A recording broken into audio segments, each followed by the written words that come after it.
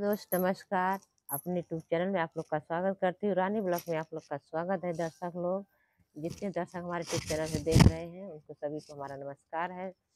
अपना प्यार दुलार बरसाइए दर्शक लोग, आगे बढ़ाइए। हमें भी अपना सपोर्ट आप लोग देंगे तभी हम आगे बढ़ेंगे। दर्शक लोग, आप लोग का देखकर ही वीडियो बना रहे हैं।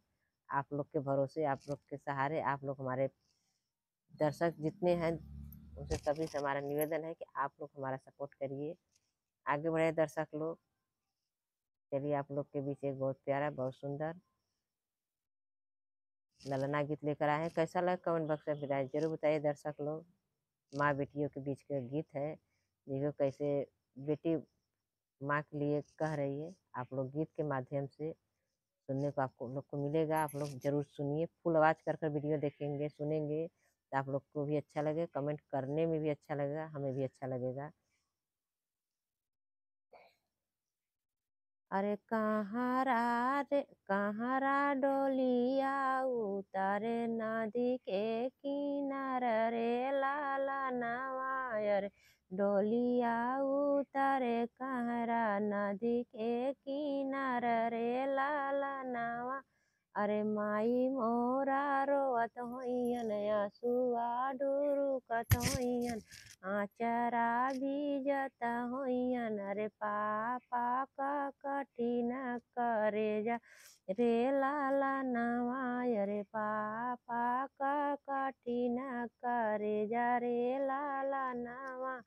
अरे डोलिया उतारे कहरा नदी के किनार रे लाला नवा।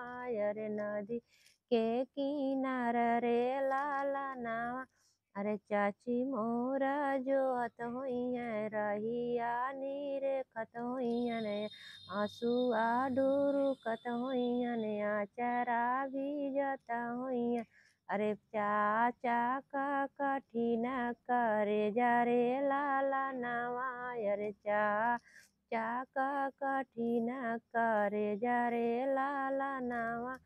अरे डोलिया उतारे कहरा नदी के किनार रे लाला नवा। अरे नदी के किनार रे लाला नवा। अरे भाभी मोरा जो हत होइयन रहिया नीरे खत होइयन, आंसू वा ढुरुकत होइयन, आचरा भीजत होइयन। अरे भैया का कठिन करेजा रे लाला नवा। अरे भैया का कठिन करेजा रे लाला नवा। अरे भैया का कठिन करेजा रे लाला नवा। कैसा लगा कमेंट बॉक्स में फिर राय जरूर बताइए दर्शक लोग। छोटा सा था बाकी बहुत प्यारा था। अपना प्यार दुलार बरसाइए, हमें भी आगे बढ़ाइए दर्शक लोग। लाइक सब्सक्राइब जरूर करना दर्शक लोग। तब तक ले बाय बाय, फिर मिलेंगे नेक्स्ट वीडियो में अच्छे गाने के साथ दर्शक लोग।